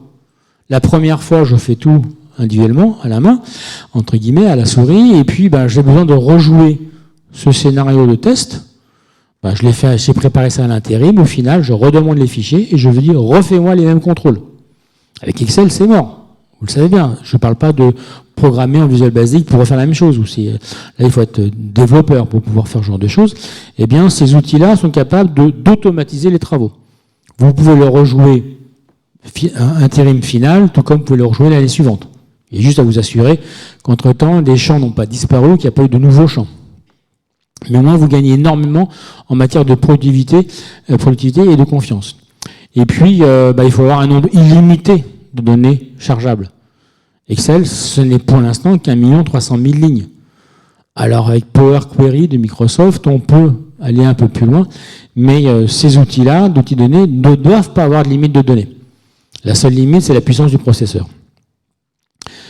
Alors maintenant, qu'est-ce qu'on va retrouver donc dans le guide? Je l'ai évoqué, ça vous propose une démarche basée sur 15-20 ans d'expérience en matière de données. Quelles sont les applications qui sont cruciales et qui participent, qui sont utilisées dans les différents systèmes à risque. Et ça, vous avez la cartographie du système d'information qui va vous les donner. Après, à vous identifier quels fichiers vous voulez obtenir, quels champs vous sont nécessaires, quelles sont les anomalies que vous allez rechercher, et puis après, une fois que vous aurez trouvé, vous n'aurez plus qu'à demander des explications. Ensuite, il faut vérifier les données, préparer, harmoniser les données, pouvoir faire vos différents traitements, et puis vous analysez tout ce que vous avez pu identifier. Pareil, vous ne perdez pas vos réflexes d'auditeur. Je trouve une anomalie, je m'interroge, est-ce que c'est un faux positif? Ça semble être une anomalie, je demande confirmation, je demande des explications. Je ne comprends pas telle anomalie, telle situation, normale, pas normale. Après, à vous d'interpréter les résultats, les réponses que va vous donner votre client. En synthèse, la transformation digitale a créé une inflation des données numériques. Aujourd'hui, il y a très peu, dans beaucoup d'entreprises, il reste très peu de données papier. Il reste des process manuels, mais de toute façon, il y a énormément de données disponibles en entreprise et qui n'existent même plus au format papier. Éventuellement, on va imprimer une donnée numérique. Les outils d'audit de données, c'est quoi leur intérêt aussi pour vous dans votre démarche? C'est que ça va vous faire gagner énormément de temps, productivité. Dans le même laps de temps, vous allez auditer beaucoup plus et donc vous allez augmenter énormément la fiabilité de vos constats. C'est pas, il semble que j'extrapole au total une anomalie entre plus 100 et tant de K euros, millions d'euros. Là, vous chiffrez directement. Voilà, les anomalies, ça se monte à tant d'euros. Et puis, c'est aussi un point non négligeable de renforcement ou en tout cas d'enrichissement de la valeur ajoutée que vous pouvez avoir avec votre client. Je me souviens d'un client où on a fait le rapprochement entre la chaîne de facturation et SAP. Le client savait qu'il y avait des écarts tous les mois, mais il avait du mal à expliquer, surtout il n'arrivait pas à maîtriser ces écarts-là. Donc quand on ne maîtrise pas des écarts, c'est qu'on ne les pilote pas et donc c'est un point important. Donc on a fait un audit de données, on a récupéré les fichiers, on a rapproché, et avec l'outil d'audit de données, on dit, voilà, votre écart il s'élève tant, ça il savait faire, et voici les sources d'écart. Vous avez ça dans la chaîne de facturation qui n'est pas dans SAP. Vous avez ça qui est dans SAP qui n'est pas dans votre chaîne de facturation, et quand c'est présent des deux côtés, toutes ces transactions-là sont en écart.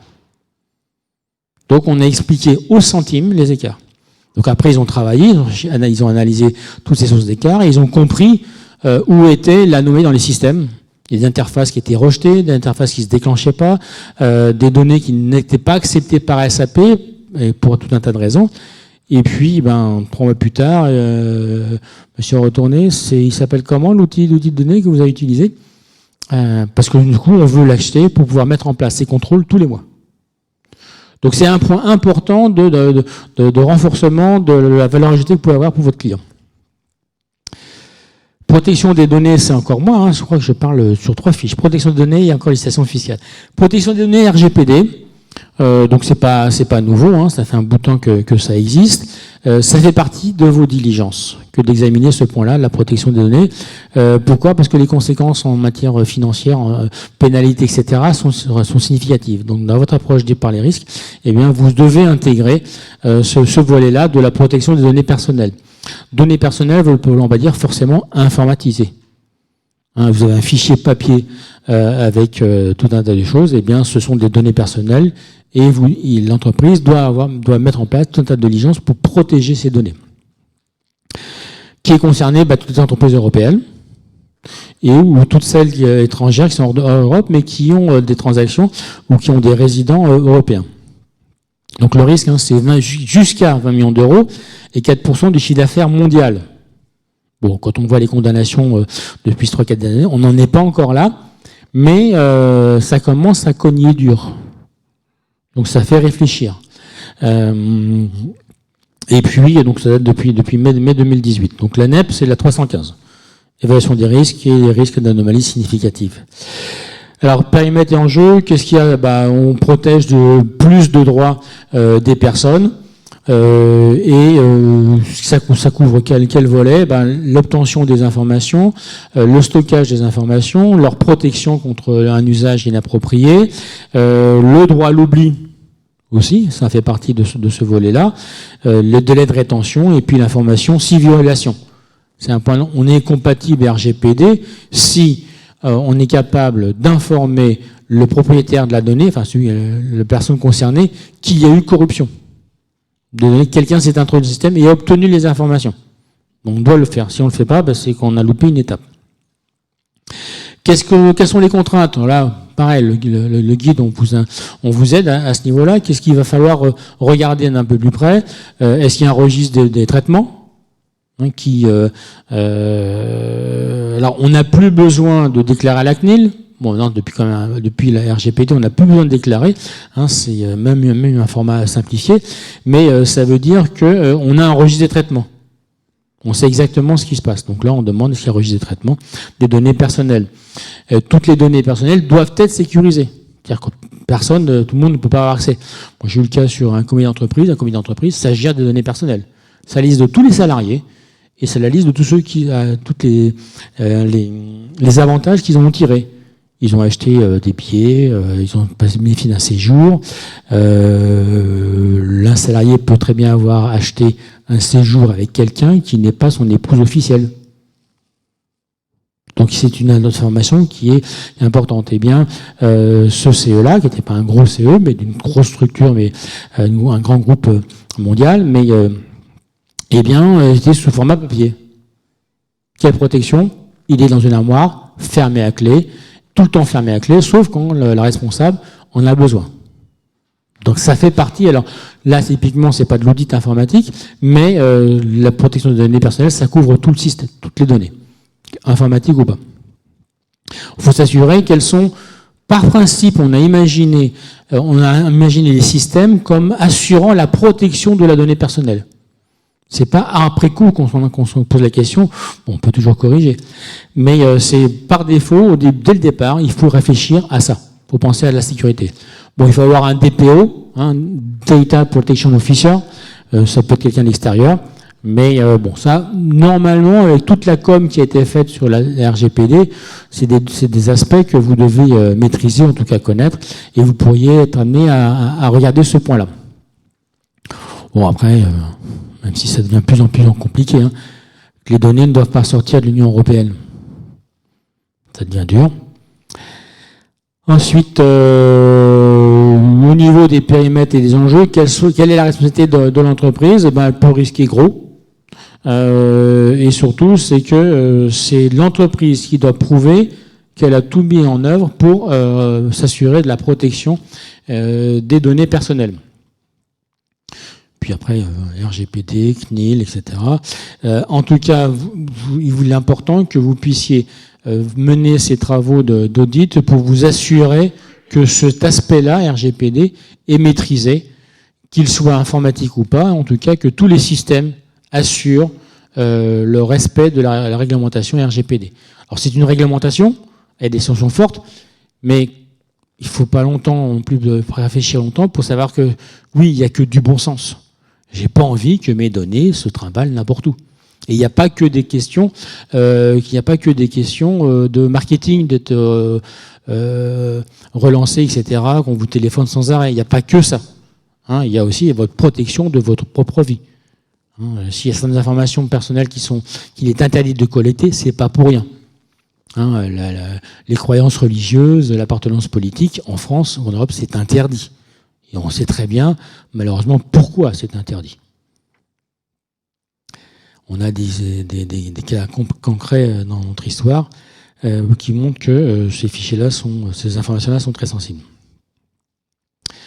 Alors, en synthèse, bon, il y a suffisamment de risques, ça coûte suffisamment cher pour que vous intégriez ce volet-là dans votre démarche. Et puis là aussi, c'est un point qui peut vous permettre de témoigner de la valeur ajoutée que vous pouvez avoir pour votre client. La fiche numéro 16, c'est législation fiscale, les systèmes d'information, périmètre et enjeux. Alors, il y a 2 grands volets. Il y a tout ce qui concerne le FAQ, fichier d'écriture comptable, hein, puisque l'administration fiscale en avait marre de se battre avec des fichiers qui n'étaient pas conformes, enfin qui étaient dans tous les formats standards existants. Donc, ils ont imposé le FAQ. Et là, du coup, ça marche. Et puis, mais on n'est pas les seuls. Hein. On a d'autres pays, hein, les Anglais, les Allemands, les Belges, l'Autriche. Tout ça se sont mis au FAQ. Donc, en fait, un format homogène qu'on doit remettre à l'inspecteur des impôts. Alors, dans la fiche, on évoque les modalités de contrôle fiscal. Alors, il n'y a pas que l'audit du FEC, hein, il y a aussi la revue du système d'information. L'administration fiscale peut demander à avoir accès au système d'information, aux applications et aux données et aux différents serveurs utilisés. Et puis le passage à la facturation numérique renforce le risque, en tout cas renforce le fait que l'administration fiscale peut demander à avoir accès à ces informations, quelles sont les mesures qui sont prises pour s'assurer qu'elles sont là, et puis tout ce que l'on doit mettre en place pour s'assurer que tout va bien se passer et que tout pourra être transmis à l'administration fiscale dans les délais sans risquer de pénalité. Alors, il y a 2 modalités de contrôle fiscal. Le premier, c'est la vérification standard, et là, l'administration fiscale, l'inspecteur va vous demander de remettre un FEC. Alors, la première année d'application du FEC, les inspecteurs, soit ils n'avaient pas compris que ça existait, qu'il y avait des obligations, ou sinon ils ne savaient pas l'exploiter. Donc, ils se contentaient de recevoir une clé USB, ils disaient c'est bon, c'est fait, etc. Et puis là, aujourd'hui, c'est fini, hein, depuis le temps.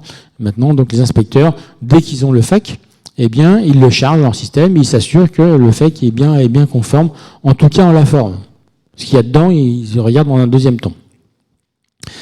Donc, l'intérêt du FEC aussi pour l'inspection fiscale, c'est que c'est l'inspecteur qui fait tout seul le job.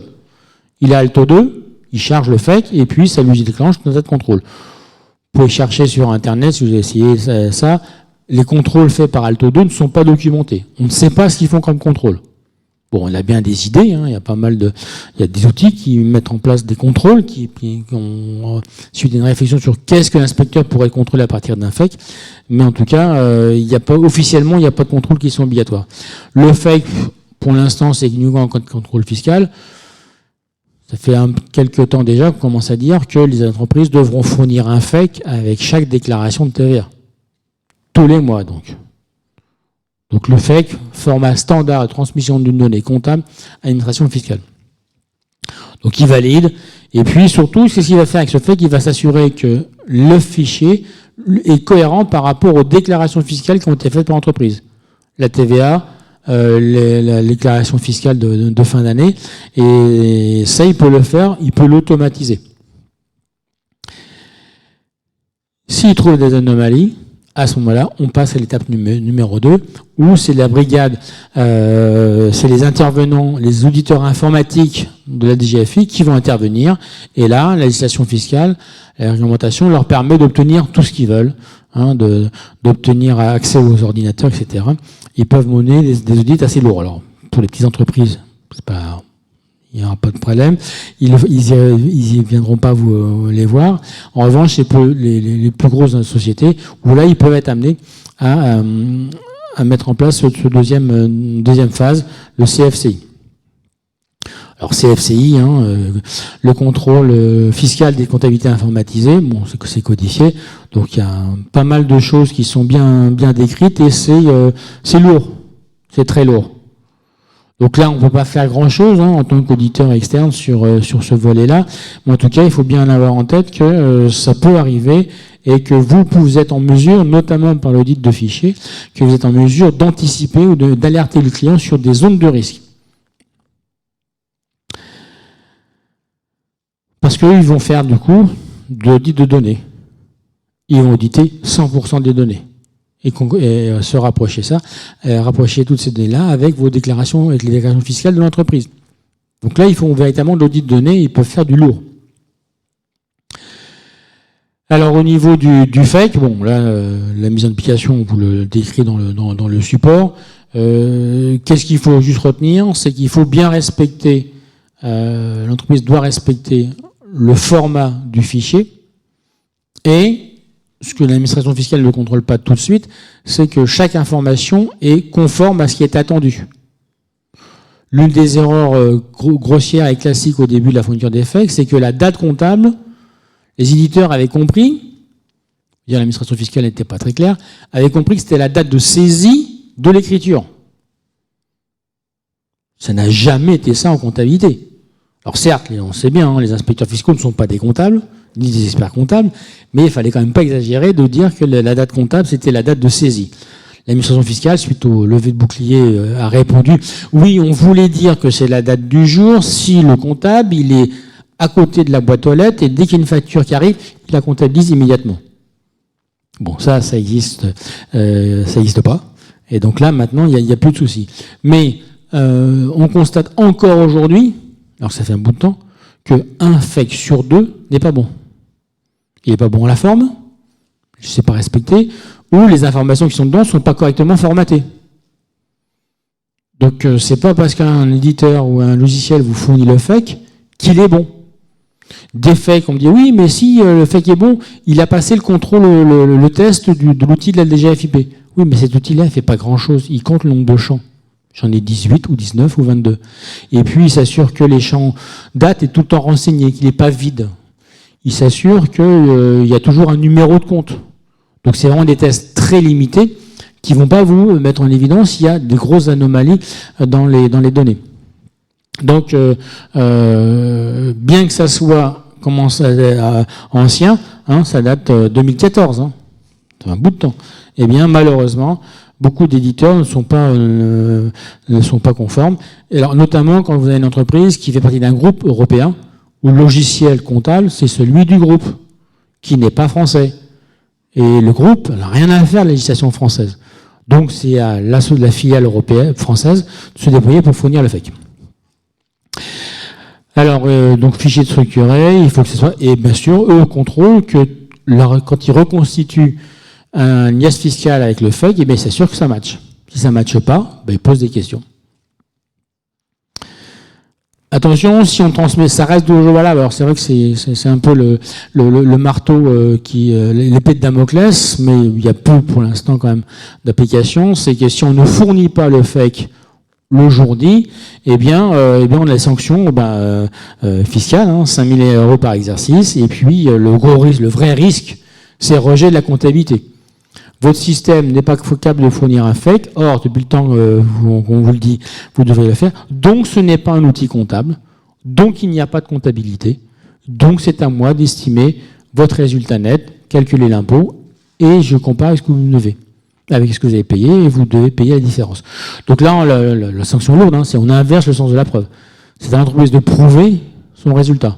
Si son outil comptable est rejeté, ça va être compliqué. Donc là, c'est important d'intégrer dans votre démarche ce risque-là. Au début, je me souviens, les clients disaient « Oh, mon FEC, c'est bon, quoi, ça va, on verra le moment venu. » Non. Le FEC, on le sort dès que les comptes ont été clôturés, on a télétransmis la liasse fiscale, et on s'assure qu'il est bon. Voire même si on peut le sortir avant, le tester la qualité des informations qui sont dedans, pour corriger des erreurs comptables, eh bien autant le faire. Donc ça rentre bien dans votre démarche de dire que de s'assurer que le FEC est correct. Et puis, je fais un petit clin d'œil avec Visnao. Si le FEC est bon, il n'y aura pas de souci pour l'intégrer dans VisNao pour faire vos travaux de revue analytique. S'il n'est pas bon, vous ne pourrez pas l'intégrer. Alors aussi, l'autre, les obligations fiscales qui vous devez intégrer dans votre démarche, c'est l'obligation d'avoir un logiciel certifié de caisse. Donc je suis sûr dans la salle que vous avez des clients qui ont des caisses. Eh bien, vous devez, il n'y a pas que la grande distribution qui a ce problème-là, et donc vous devez, alors, vous êtes assuré déjà, c'est déjà fait, mais vous êtes assuré que le logiciel qui tenait chaque caisse était un logiciel certifié. Bon, il était temps, l'administration fiscale, elle a pas mis trop longtemps à réagir. Si on travaille sur de la grande distribution, on connaît tous le système de bande Z. Tourne à gauche, je désactive la bande Z, tourne à droite, je réactive la bande Z. Et je produis mes chiffres sur la base de la bande Z, donc ce qui était imprimé. La restauration faisait pareil, etc. Donc là, maintenant, c'est fini. On ne peut plus le mettre en mode de formation. Donc tout est tracé. Et donc là, le logiciel doit être pleinement certifié. Si c'est pas, la sanction, 7 500 € par logiciel, et puis l'obligation de régulation dans les 60 jours. Ça fait pas, c'est bien, on est bien dans le domaine informatique, c'est un logiciel, et puis ça fait partie des travaux que vous devez mener. On est toujours bon en termes il nous reste 2 minutes. Pas du tout. Numérisation des factures et piste d'audit fiable. Là aussi, ça fait partie des aspects qu'il vous faut intégrer, avec là aussi des sanctions, si jamais ce point-là n'est pas traité. Le FEC en synthèse, ce n'est pas qu'une question de format. Il y a aussi beaucoup plus de volets à intégrer. Le contrôle fiscal approfondi, s'assurer que le client a bien un logiciel de caisse qui est certifié, et puis intégrer le fait que maintenant toutes les factures sont digitalisées. Fiche numéro 8. Allez, je vais aller encore plus à l'essentiel que d'habitude. Alors l'exploitation d'un système d'information, en clair, une fois que vous avez développé votre système d'information, il faut l'exploiter. Donc ça va être le serveur d'application, le serveur de données, tout le réseau qui va faire que tout ça fonctionne. Alors autant vous dire qu'au niveau du groupe de travail, quand on s'est mis à rédiger cette fiche, on s'est dit qu'est-ce qu'on va pouvoir demander à un commissaire aux comptes ou un auditeur de regarder sans être un ingénieur informaticien dans cette histoire. Alors, il y a un angle d'attaque qu'on a trouvé et qui nous semble pas mal, et moi je l'ai encore utilisé cette année chez un client, c'est tout ce qui est traitement différé. C'est-à-dire que dans l'exploitation du système d'information, il y a ce qui se passe au quotidien, il y a aussi ce qui se passe la nuit. Et donc, la nuit, les systèmes d'information continuent de tourner et font des traitements. Et ce dont on s'aperçoit souvent, c'est qu'un système d'information, il est pensé à un instant T, mais il y a des choses qui évoluent, qui font qu'au bout d'un moment, ce système d'information qui tournait très très bien à l'instant T, tourne de moins en moins bien. Et les traitements différés en sont un exemple. En 2 mots, ce qui se passe, c'est qu'au niveau des serveurs, plus vous utilisez de la mémoire, plus il y a une saturation de la mémoire, et à un moment donné, ces traitements de nuit peuvent tout simplement s'arrêter en cours de route. Et donc moi, ça m'est encore arrivé cette année. Alors ce slide-là, on a dû le rédiger il y a un certain temps, mais ce gag-là, je l'ai encore vu il y a quelques mois, c'est que l'exploitation du système fait que dans la nuit, le traitement qui devait durer 2, 3, 4 heures, en fait, il s'arrête tous les jours à la même heure, minuit 5, 1h05, l'heure vous voulez. Et là, ça veut dire qu'il y a un risque. Il y a un risque de quoi? C'est que, effectivement, le traitement de nuit est complètement saturé. Et il ne se passe plus rien derrière. Alors, tout le monde est persuadé que tout va bien, c'est un peu l'exemple que vous avez là. Hein. Le compte-rendu affiché indique 0 erreur de sauvegarde. Ouais, le seul problème, c'est qu'il n'y a plus de sauvegarde qui se font. Donc forcément, il n'y a plus d'erreur. Donc, ce qu'on a essayé d'expliquer au niveau du guide d'audit sur le risque autour de l'exploitation des systèmes d'information, sans être un ingénieur informaticien, c'est qu'il faut prendre le temps de regarder ce qui se passe et surtout les comptes rendus de tous ces traitements différés. Et c'est une mine d'informations. Quand vous regardez, effectivement, 0 erreur de sauvegarde, mais derrière, il y a 0 sauvegarde, 0 octet sauvegardé. Il ne s'est plus rien passé. Et ça, c'est un exemple où l'auditeur a une réelle valeur ajoutée vis-à-vis de son client. Il dit, votre truc là, ça fait... Alors moi, le cas qui m'est arrivé cette année, ça faisait 2 ans que ça tournait comme ça. C'est-à-dire que depuis 2 ans, le traitement différé s'arrêtait à 2 heures du matin, et derrière, il n'y avait plus de sauvegarde ou quoi que ce soit. depuis 2 ans, on pensait que la sauvegarde se passait bien. Or, le système était complètement saturé et il ne faisait plus rien. Donc ça, c'est un point, une zone de risque qu'on a développée. Il peut y en avoir d'autres, mais là, il faut un petit peu plus creuser. C'est peut-être effectivement faire appel à un expert qui maîtrise mieux ça, ou passer par les formations qu'évoquait Michel. Mais il y a, en tant que commissaire aux comptes, quelque chose à faire, même sur l'exploitation d'un système d'information. C'est l'exemple qu'on voulait vous donner. Je vais vite, très vite. Plan de continuité d'activité. Donc là, le commissaire aux comptes, il y a plus de choses à faire.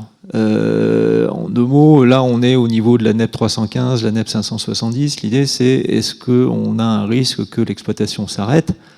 Pas l'exploitation du bâche de nuit, là, c'est toute la société qui s'arrête, parce que on est dans une zone de risque qui fait que, on n'est plus en mesure de faire tourner complètement le système d'information sur des applications critiques. Donc là, ce qu'on a essayé de faire, toujours au niveau de notre groupe de travail, c'est déjà de vous donner quelques clés, expliquer ce que c'est qu'un PCA, vous dire dans quel référentiel documentaire ça s'inscrit, donc voilà, PSSI, etc. Mais surtout, le risque principal, quand vous êtes commissaire aux comptes face au plan de continuité d'activité, c'est de vous retrouver face à un copier-coller. C'est-à-dire que votre client, on lui a dit qu'il fallait un PCA, il a trouvé un PCA où il a pu, il a fait des remplacés dans le PCA, et il vous dit, voilà, j'ai un PCA, tout va bien. Mais en fait, il n'y a eu aucune réflexion qui a accompagné la constitution de ce PCA, et tout ce qui tourne autour, effectivement, des applications critiques n'a pas été cerné. On a juste dit, on fait des sauvegardes, etc. Et on vous donne un document doré sur tranche, mais qui ne garantit aucunement qu'en cas de pépin, il y aura effectivement une continuité d'activité. Donc, c'est ce qu'on vous explique à travers le référentiel documentaire, où se trouve le PCA et qu'est-ce qu'il fait. Mais surtout, ce qu'on essaye de faire dans le guide d'audit informatique, c'est de repartir de la genèse du PCA. On fait 5 étapes dans un PCA. D'abord, on définit les objectifs et les activités essentielles. On détermine les attentes de sécurité au niveau de chacun de ces objectifs. Ensuite, on va essayer d'évaluer les risques sur l'ensemble de ces sujets de sécurité. Et là, enfin, on commence à rédiger le PCA. Avant, on n'a pas rédigé de PCA. Donc si effectivement, vous avez sauté ces 3 étapes et vous arrivez directement à « je définis la stratégie » et j'essaie de la mettre en œuvre, vous pouvez avoir un PCA qui tourne, mais la plupart du temps, vous avez un PCA qui passe à côté des vraies questions qui sont « c'est quoi mes activités essentielles ? C'est quoi mes risques ? Est-ce que j'ai des sous-traitants qui sont en phase avec mon plan de continuité d'activité ? Est-ce que surtout mes fournisseurs ont intégré mon plan de continuité d'activité, etc., etc. » Donc ce qu'on fait, c'est qu'on explique ce que c'est que la démarche pour définir un PCA, et là, en tant qu'auditeur, vous avez une vraie valeur ajoutée, c'est-à-dire que on va, étape par étape, sur les 5 étapes que je viens de décrire, lister les questions. Donc là, je vais aller un peu vite parce qu'on manque de temps, mais sur le guide, vous allez trouver l'ensemble des questions à poser à la direction générale sur quels sont les objectifs, comment vous avez défini les objectifs et les activités essentielles, comment vous avez défini les attentes de sécurité, etc., etc. Et on revient à la base du PCA, de manière à bien s'assurer que le PCA que vous trouvez dans l'entreprise, c'est pas un copier-coller. Il correspond bien à la criticité des activités et au risque de votre client. Je n'en dirai pas plus pour le PCA. Et on va parler un petit peu de cybersécurité. Alors bon, cybersécurité, on en parle tellement que j'ai pas besoin de vous faire l'intro sur le fait que c'est compliqué, dangereux, etc. Ce qu'on a essayé de faire au niveau du guide informatique, c'est qu'on est reparti des grandes familles d'attaques. Et là, on peut les cerner de façon exhaustive. La problématique, en fait, quand on parle de cybersécurité, c'est quand vous lisez un article ou une publication quelconque, vous avez l'impression qu'on n'est pas exhaustif. C'est-à-dire qu'on n'est pas en mesure de cerner les typologies d'attaques tellement il y en a. Donc ce qu'on a essayé au niveau du guide, c'est qu'on a identifié les 4 grandes familles d'attaques. Donc ça peut être, vous allez chercher quelque chose sur Internet en allant sur... Enfin, vous allez chercher. Vous récupérez un programme malveillant en allant sur un site Internet, à votre insu. Donc ça, c'est la diffusion via Internet de programmes malveillants. Ça peut être des attaques techniques par messagerie. Donc là, vous n'avez rien demandé à personne, mais vous recevez des messages qui vous véhiculent des virus ou des malwares. Ensuite, vous pouvez avoir des attaques directement sur le réseau. Là, c'est les pirates qui viennent directement se brancher sur le réseau pour injecter des logiciels malveillants. Et puis après, il y a les choses très classiques que tout le monde connaît, qui sont les attaques sur mot de passe, c'est-à-dire que là, vous y êtes pour rien du tout, vous n'avez rien demandé à personne, mais il y a quelqu'un qui attaque votre compte. Et cherchez pas à d'autres grandes familles d'attaques, il n'y en a pas d'autres. Vous avez les 4 grandes familles d'attaques techniques.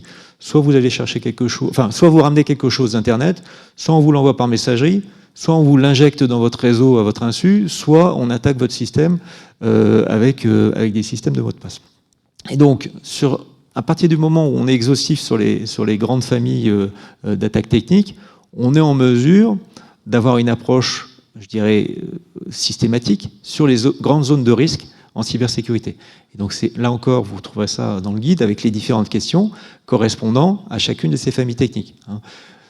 Donc bon ben voilà, qu'est-ce qui se passe? Comment par rapport à la première grande famille d'attaques, est-ce que tout le monde peut aller surfer sur n'importe quel portail internet ou pas? Et comment est-ce qu'on contrôle ça? Les attaques techniques par messagerie, c'est est-ce qu'on fait un minimum de formation auprès des employés, des collaborateurs sur le fait qu'il ne faut pas qu'ils répondent à tous les mails, etc. Donc il y a de plus en plus, je dirais, de sociétés qui mettent en place des campagnes de sensibilisation, voire même qui challengent leurs collaborateurs pour s'assurer qu'ils ne répondent pas à n'importe quel mail qu'ils pourraient recevoir. Les attaques sur le réseau, ben là, en l'occurrence, il y a peut-être besoin de se faire aider peut-être d'un expert réseau informatique pour aller voir effectivement s'il y a des zones de faiblesse où on peut directement se brancher sur le réseau informatique, directement avec une prise. Il reste 2 minutes. Ouais. Mais c'est toi qui m'as fait ce cadeau-là. Et les attaques sur mot de passe, effectivement, est-ce que effectivement tous les utilisateurs ont des mots de passe suffisamment exploitables ou comment dire utiles pour défendre le système? Donc chacune de ces grandes familles d'attaques donne lieu à une certaine zone de risque qu'il s'agit d'investiguer. Et puis après, on a aussi essayé de détailler les principales failles techniques exploitées par les attaques techniques pour, encore une fois, aider le commissaire aux comptes à comprendre ce qui se passe. L'idée, c'est pas de vous transformer en expert en cybersécurité, c'est juste de vous donner les éléments. Donc, on vous a donné les éléments sur tout ce qui est la gestion incorrecte de l'authentification et des contrôles d'accès, ce qui fait référence à une autre fiche du guide d'audit sur tout ce qui est contrôle d'accès. L'injection de données, alors là, on rentre un petit peu dans les sujets où on explique comment un cyberattaquant, en envoyant sur un système d'information des chaînes de caractères qui ne sont pas prévues par les systèmes, peuvent générer des fonctionnements qui ne sont pas prévus par les systèmes. Et puis, ça aussi, c'est une grande tarte à la crème des cyberattaques, notamment pour les attaques sur le réseau. C'est à partir du moment où vous avez différents ERP, différents logiciels qui sont utilisés dans un système d'information, le risque, il est au niveau de l'interface de ces différents modules, parce que c'est au niveau de l'interface qu'il y a un risque qu'effectivement un cyberattaquant s'introduise et fasse des choses qui n'étaient pas prévues par le système d'information. Je vais accélérer. Donc bon, bonne pratique, je vous laisserai regarder ça. Le référentiel documentaire, je crois que je ne dirai pas plus de choses sur la cyberattaque. Alors, donc on a évoqué les 10 fiches du guide d'audit. Maintenant, on va parler des missions complémentaires qu'on a essayé de formaliser pour aider le commissaire aux comptes déjà à apporter plus de valeur à son client, et puis aussi pour lui donner des idées de vendre des missions supplémentaires. Alors, donc le sous-jacent de ces fiches, c'est la réforme européenne de l'audit, où effectivement il y avait le développement des SAC, donc avec des services qui venaient en remplacement des DDL, et puis aussi la loi Pacte qui pouvait avoir quelques répercussions sur le volume d'affaires des commissaires aux comptes. Donc on s'est mis en tête avec le groupe de travail de développer toute une série de SAC qui sont écrits dans le format des DDL. On va vous présenter le plan, mais vous n'allez pas être perdu par rapport au DDL, et sur lesquels pour lesquels on a utilisé des référentiels connus, notamment des référentiels de gouvernance informatique COBIT. Si vous vous souvenez tout à l'heure ce que je vous ai dit sur les référentiels informatiques, le COBIT, c'est le référentiel des auditeurs. Donc on a bâti nos SAC sur le COBIT de manière à avoir rapidement, je dirais, une compréhension en tant qu'auditeur de ce qui se passe derrière le SAC. Et puis, ce qu'on a fait aussi, c'est qu'on a passé un peu de temps avec le H3C pour s'assurer que ces SAC étaient cohérentes avec ce que voulait le H3C. Donc, des SAC, on en a écrit, je ne sais plus combien, 8, 11, si j'arrive à peu près à lire. Ouais, c'est ça, 11. Elles sont, voilà. Donc, qui correspondent à chacune des fiches qu'on a faites, mais qui sont structurées dans un format, j'allais dire, XDDL. Donc ça, je vais passer cadre juridique, ça je vous en ai parlé. GOBID, j'en ai parlé. Le format, donc, elle est à chaque fois présentée et détaillée en termes de contexte, travaux du commissaire aux comptes, quels sont les objectifs, le périmètre d'investigation, identification des zones de risque, etc. etc. Comment est-ce qu'on formule une opinion et la forme du rapport délivré. Et donc, comme je le disais, tout ça, ça a été revu en concertation avec le H3C et dans un cadre, je dirais, structuré, puisqu'on a utilisé le référentiel de gouvernance COBIT. À titre d'exemple, le slide, c'est celui de la cybercriminalité, où on retrouve le format que j'ai indiqué, objectif de la prestation, périmètre d'investigation, avec le lien avec chacun des processus COBIT, et Dieu sait s'il y en a un certain nombre pour la cybercriminalité, donc gérer le risque, gérer la sécurité, etc. Donc ça, c'est l'ensemble des processus COBIT qui sont concernés par la fiche cybercriminalité qu'on a écrite, et qui permet, entre guillemets, de faire le lien entre ce référentiel et ce que vous allez regarder dans le cadre de ce service complémentaire. Voilà, je ne vais pas en dire plus. Il nous reste quoi, 5 minutes? J'ai préservé 5 minutes pour les questions? On a dépassé de 2 minutes. 2 minutes. Alors, ce qu'on peut dire, donc, vous pouvez avoir un exemple ici, mais c'était la première version. Vous allez aller sur le site de la compagnie pour télécharger la dernière version, parce que cette version papier n'a pas les fiches SAC. Donc allez, et puis bon, c'est imprimé, donc on les utilise, mais allez plutôt sur le site. Bon, il est l'heure. Ce qui est Ils ont peut-être des questions. Oui, s'il y a des questions. Alors, s'il y a des questions, vous pouvez le faire maintenant, mais je pense que vous allez tous partir. Mais surtout, vous pouvez nous retrouver sur le stand de la Compagnie Régionale de Paris. On est à votre disposition pour répondre à toutes vos questions. Et il y a des docs ici si vous voulez les prendre en partant. Donc il y a... Merci. Merci à vous.